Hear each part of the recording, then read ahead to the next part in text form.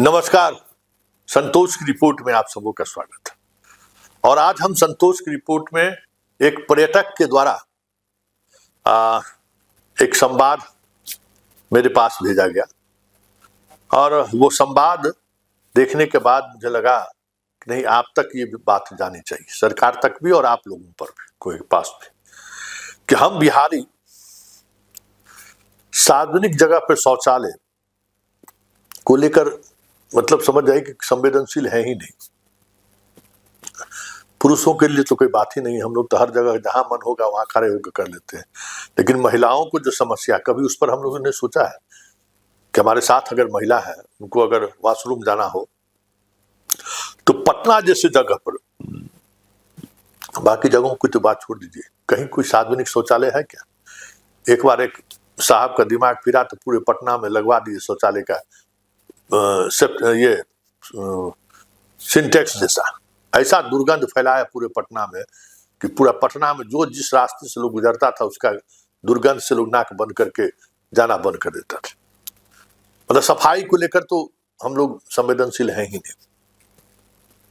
तो देखिए एक पर्यटक ने हमें क्या भेजा है, ये देखिए, ये इसको ये जब आप देखिए जो तस्वीर चल रही, जो वीडियो चल रही है, केसरिया स्तूप का ये वीडियो है।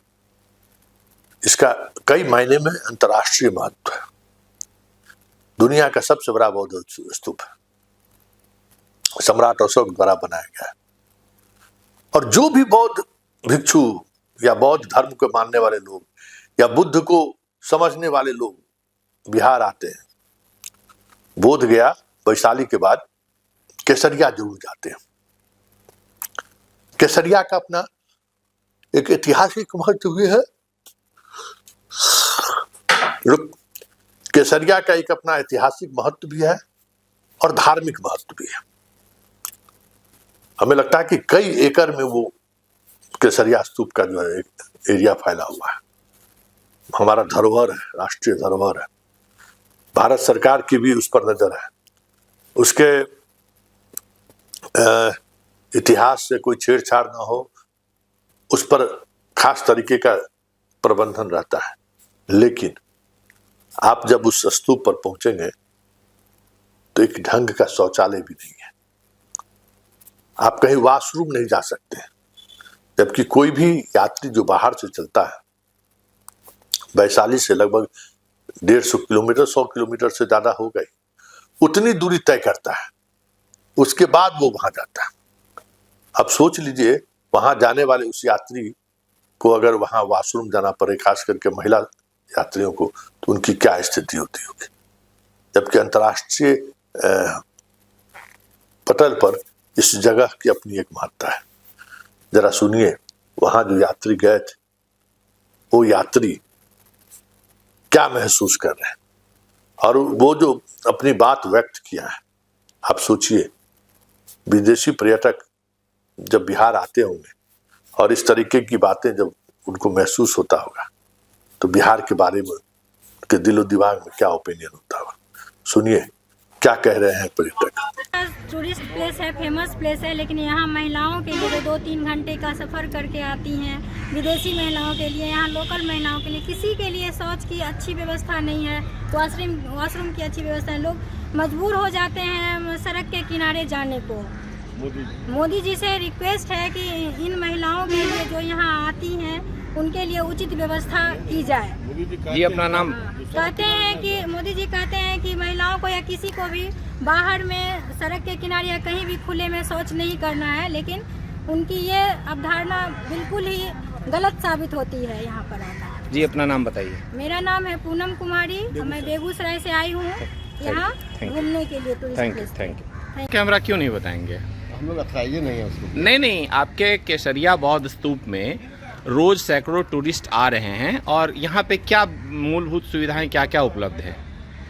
मूलभूत बाथरूम है, आने जाने के लिए नहीं, जैसे बैठने की व्यवस्था, पानी पीने की व्यवस्था या वाश की व्यवस्था भी नहीं है। पानी पीने की व्यवस्था नहीं है और बाथरूम जैसे बहुत सारे लोगों को मैंने देखा कि सड़क पे परेशान थे, वो खोज रहे थे कि बाथरूम कहाँ है। साधन करने के लिए एक विदेशी महिला बाथरूम जो है ना स्तूप के उस पार में बन गया है जो दूर पड़ता है। क्या नाम है आपका? SP यादव। क्या है आप? हम पार्ट टाइमर हैं टूरिज्म डिपार्टमेंट की तरफ से। Archaeological survey of India. ये बताया जाए। जी, बहुत पुअर व्यवस्था है। जितनी बड़ी चीज़ है ये वैसी व्यवस्था नहीं है। बहुत ज़्यादा सुधार की ज़रूरत है और ताकि हमारे देश का नाम खराब ना हो। अभी आपने क्या देखा अभी विदेश? मैंने देखा कि जो वो मंगोल नस्ल के कुछ हमको लगता है जो दूसरे देशों के थे, बर्मा साइड के कुछ नेशनलिस्ट महिला थी, वो वहाँ पुलिया के नीचे गई है वो प्रसाधन करने के लिए। उनको देख करके भी बहुत हमको अपने आप पर शर्मिंदगी महसूस हुई।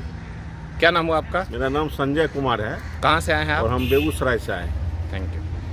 तो आपने सुना क्या कह रहे हैं पर्यटक। ये सवाल उनका नहीं है, ये सवाल बिहार के 13-14 करोड़ आबादी का है कि हम अपने ऐतिहासिक धरोहर के को लेकर तो संवेदनशील है ही नहीं। हम ऐतिहासिक धरोहर को एक अलग पहचान दे, इसकी भी सोच नहीं है। लेकिन जो है हम उसकी ब्रांडिंग नहीं कर सकते, तो कम से कम जिस स्थिति में है वहां तो उसको संभाला जा सकता है। अदद एक शौचालय नहीं होने के कारण कैसे लोगों को परेशानी हो रही है वो आप पर्यटकों के माध्यम से सुना होगा। ये हमारा बिहार है और हमारा वो बिहार को लेकर हमारे अधिकारी का, हमारे नेताओं का यही सोच है। साउथ में आप चले जाइए, ढाबा जो है छोटा मिलेगा लेकिन वॉशरूम उससे बड़ा और पूरा टाइल्स वगैरह लगा के। केरल में तो गांव गांव में आपको शौचालय मिल जाएगा। मतलब एक शौचालय को लेकर एक अलग तरीके का अवेयरनेस। पेट्रोल पंप हो, लाइन होटल हो, मतलब एक एकदम लाइन होटल वगैरह में तो होटल से बाहर एक फर्स्ट क्लास वॉशरूम बनाकर वो लोग रखते हैं। लेकिन अपने यहाँ किसी भी लाइन होटल पर चले जाइए, आप वॉशरूम जा नहीं सकते हैं। किसी भी पेट्रोल पंप पर चले जाइए, आप वॉशरूम जा नहीं सकते हैं। मतलब जो बेसिक चीज है इसको लेकर हम लोग का नजरिया क्या है। उस पर्यटक ने ये वीडियो भेजकर हमें कम से कम आईना तो जरूर दिखाया है।